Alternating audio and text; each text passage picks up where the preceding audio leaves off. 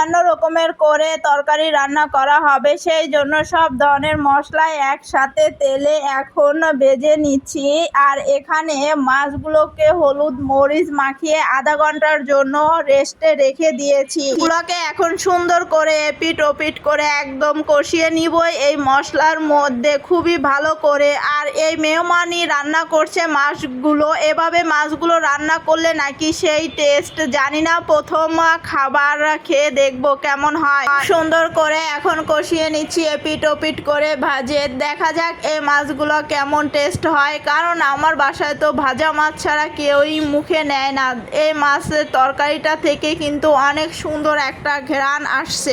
রান্না করবেন তাহলেই বুঝতে পারবেন, এবং বাটা মশলা দিয়ে তরকারি রান্না করলে সত্যি অনেক সুন্দর একটা ঘ্রাণ আসে। এখানে ঠান্ডা পানি বা গরম পানি আপনাদের ইচ্ছা, আপনারা যে কোনো পানি একটা ব্যবহার করতে পারেন, তবে গরম পানিটা ব্যবহার করলে সব থেকে ভালো হয়।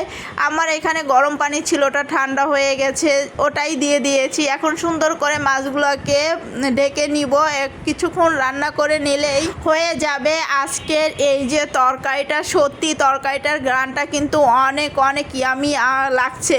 এখানে এখন দিয়ে দেব শুকনা জিরার গুঁড়া।